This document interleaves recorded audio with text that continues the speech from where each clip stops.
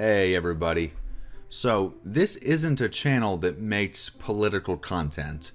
I mean, I've done videos on films that are sort of politic adjacent, either because of who made them or because of how fucking cringe and pandery they get. But I actively try to do so in a pretty apolitical manner because you don't actually care what I think about governmental policy.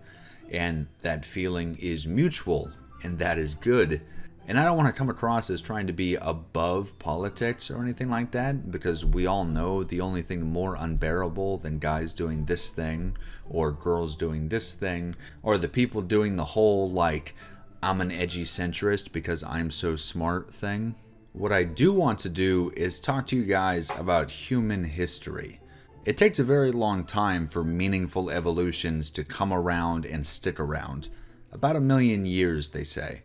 But that's for major physical changes, right? That's going from hunched over little retard guy to standing up straight and seeing over the tall grass, while still being pretty stupid. But give it a few thousand years and they're going to be making tools and shit. It's going to be awesome.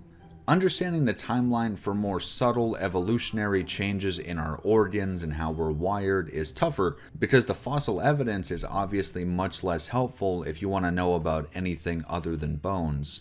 And one of these things, which isn't a bone, is the human brain, which is objectively the most fantastic item that has ever come to be on the planet Earth. The complexity of it is definitely far above that of the spine and the back and neck muscles that had to evolve into sitting upright, but in terms of physical mass being shifted, it's obviously a shorter order. So the question that, spoiler, we don't have the answer to is, if it takes 1,000,000 years for a caveman to stop looking like a Redditor, how long does it take his brain on the most intrinsic fundamental level to completely rewire itself and form a new understanding of reality? Also, why do we care? Something very, very close to modern Homo sapiens first arrived on the scene and started killing shit around 315,000 years ago. But some minor evolutionary changes still had to happen within their skulls. You know, God needed to unfuck that underbite and give the brain a little more room to breathe. So about 200,000 years after that, the truly modern, just like you and me human beings were birthed onto the plains. And they kind of just kept doing what all the other monkey man races were doing before them. Banding together in small tribes, living in constant fear, with men hunting and fishing while women and femboys picked berries and reorganized the gore effigies to scare away the monsters of the night. And that's kind of just what they all did for the next 90,000 years. Minor advancements here and there, you know, one would make like a shiv out of bone, and then one would hollow out a gourd and put water in it, and then one learned that rubbing things together aggressively enough gives you fire. And that opened the door to all kinds of ridiculous fucking atrocities and also cooking food. But anyway, after a few hundred millenniums of generational trauma, one guy had this crazy idea of putting a seed in the ground and then just kind of waiting.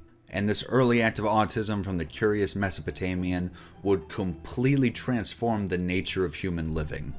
But that's not where our current topic comes into play either. This basic cohabitation and the forming of large social hierarchies was a huge step, but the Mesopotamian communities of the first several millennia lacked much real societal complexity beyond people saying, hey, let's do what the clan with all the magical fucking food coming out of the ground says so we can also eat some of that. We know for certain we're dealing with bona fide modern human grind sets when we land in 2100 BC. Around this time is when the first known law code, the Code of Ur-Nammu, was drafted into existence in southern Mesopotamia.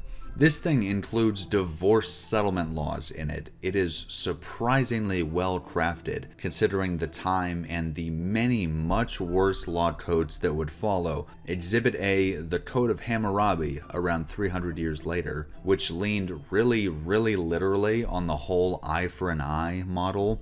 Like, let's say you're a normal guy with a son and a couple goats and a mud hut or whatever. You're probably thinking, if my neighbor accidentally kills my goat, so I beat him to death with a hammer, I will be executed myself, and that'll be the end of that. But surprise, if you live in Hammurabi land, if that dude's dad is still alive, they just beat your son to death too, and then they're like, alright, now everyone is even, right?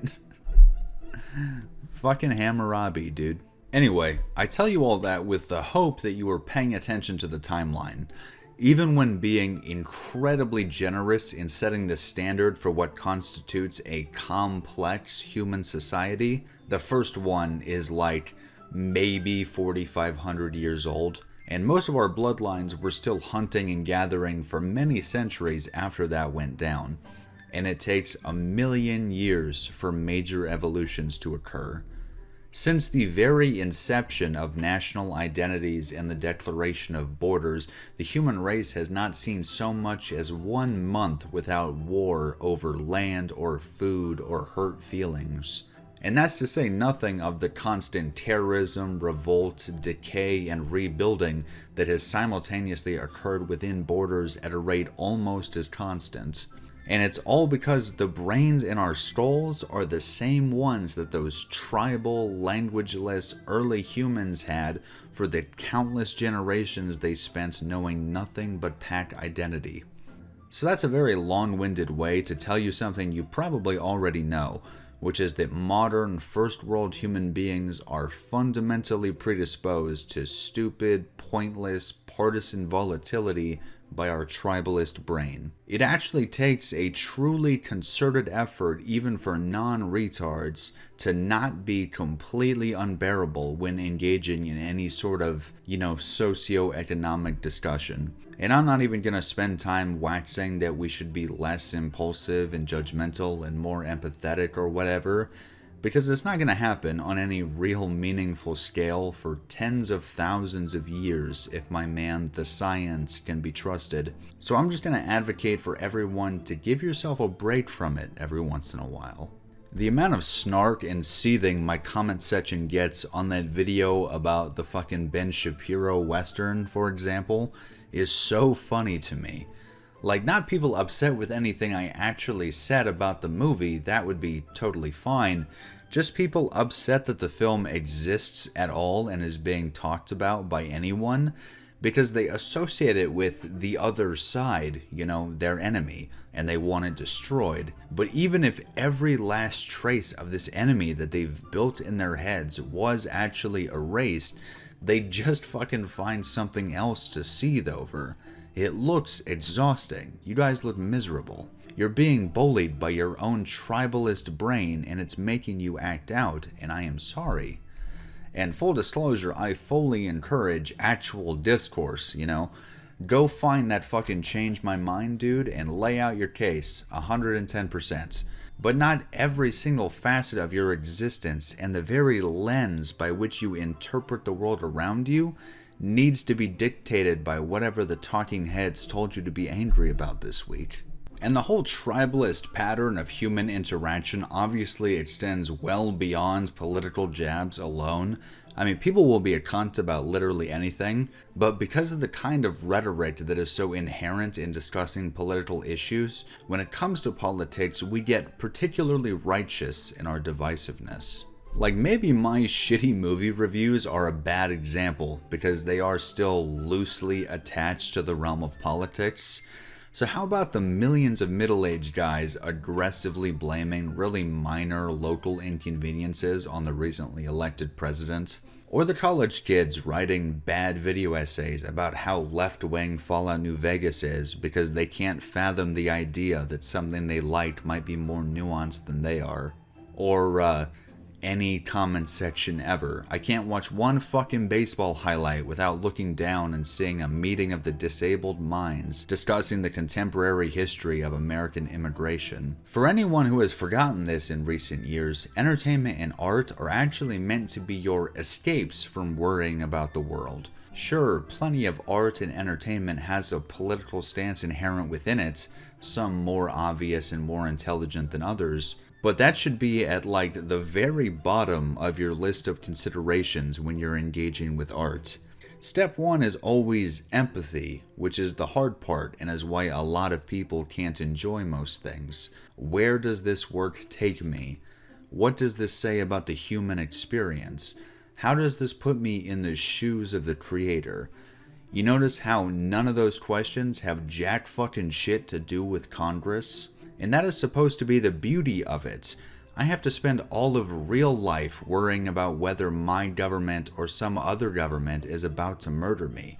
Why would I let that infect the moments of escapism that I get? It's like you're either forcing yourself to be miserable or your mind is so ass backwards that you derive enjoyment from the very act of ruining art for yourself and for others. At the end of the day, I'm not your mom. I don't care what you get up to. Stupid ass comments actually help my channel out a lot, so I encourage you to leave them if that's your grind.